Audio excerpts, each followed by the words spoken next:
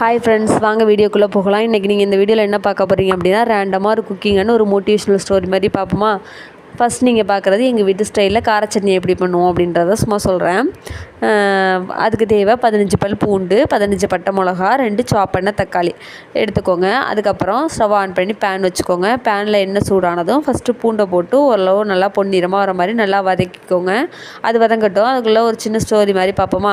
2 friends இருக்காங்க. 2 பேருமே ஒன்றா தான் காலேஜ் முடிக்கிறாங்க. 2 பேருக்குமே நல்ல ஒரு வேலைக்கு போகணும் அப்படின்ற ஒரு ஆசை இருக்குது.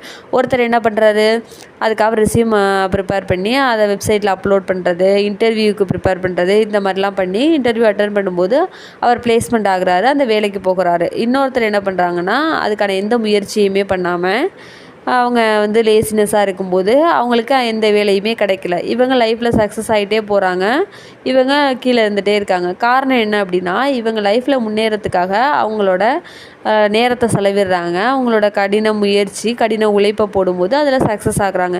இன்னொருத்தவங்க எதையுமே பண்ணாமல் அவங்க சக்ஸஸ் ஆகாமல் ஒரே இடத்துல ஒரு தேங்கின தண்ணி மாதிரி ஆயிடுறாங்க.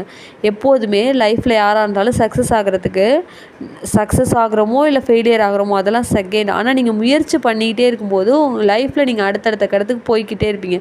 ஆனால் நம்ம எதையுமே பண்ணாமல் இருக்கும்போது ஒரே இடத்துல தேங்கின தண்ணி மாதிரி ஆயிடுவோம். நம்ம லைஃப்பும் அந்த இடத்துல ஸ்ட்ரக் ஆகிடும். நம்ம லைஃப்பில் எப்போதுமே சக்ஸஸோ ஃபெயிலியரோ அது அடுத்த கட்டம். ஆனால் முயற்சிங்கிறது மட்டும்தான் நம்ம லைஃப்பை ஒரு உயிர்ப்போட வச்சுருக்கோம். நமக்கு அந்த வாழ்க்கையை ஒரு நல்ல ஒரு பாடத்தையும் கற்றுக் கொடுக்கும் ஃப்ரெண்ட்ஸ். ஓகேவா. இப்போ நீங்கள் அதோடு சேர்த்து பார்த்துட்டே வந்திருப்பீங்க. அதுக்கப்புறம் தக்காளி ஆட் பண்ணி அதுவும் நல்லா வதக்கிக்கோங்க. அதுக்கப்புறம் பட்டை மிளகா நல்லா வதக்கிட்டு லாஸ்ட்டாக பெருங்காயத்தூள் லைட்டாக ஆட் பண்ணி வதக்கிட்டு ஸ்டவ் ஆஃப் பண்ணிவிட்டு அது ஆறின பிறகு நல்லா ஃபைன் பேஸ்ட்டாக அரைச்சி எடுத்து வச்சுக்கோங்க. அதுக்கப்புறம் ஒரு பேனில் எண்ணெயை ஊற்றி கடுகு கருவேப்பிலை போட்டு தாளிச்சிக்கோங்க. நம்ம அந்த பேஸ்ட் அரைச்சி வச்சுருக்கோம்ல, அது ரொம்ப திக்காக இருக்கும். அதனால் அது கூட லைட்டாக தண்ணி ஆட் பண்ணிக்கிட்டீங்க அப்படின்னா கரெக்டான கன்சிஸ்டன்சிக்கு வந்துடும் அந்த சட்னி.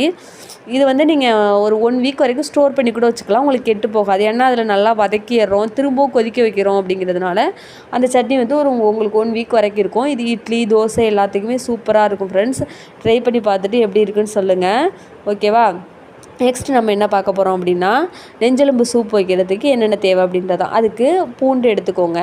பூண்டு, இஞ்சி, 1 டீஸ்பூன் மிளகு, 1 டீஸ்பூன் சோம்பு, 1 டீஸ்பூன் ஜீரகம், இந்த 5 பொருளையும் போட்டு நல்லா ஃபைன் பேஸ்ட்டாக அரைச்சி எடுத்து வச்சுக்கோங்க. அதுக்கப்புறம் நான் இதில் 100 கிராம் நெஞ்செலும்பு ஆட் பண்ணியிருக்கேன். அந்த 100 கிராம் நெஞ்செலும்புக்கு 4 தக்காளி, 3 பச்சை மிளகா ஆட் பண்ணியிருக்கேன். தக்காளி நம்ம நிறையா போடும்போது தான் அந்த சூப்போட டேஸ்ட்டும் நல்லாயிருக்கும், நல்லா கன்சிஸ்டன்சியும் நல்லா ஓரளவு இருக்கும், நல்லாயிருக்கும்.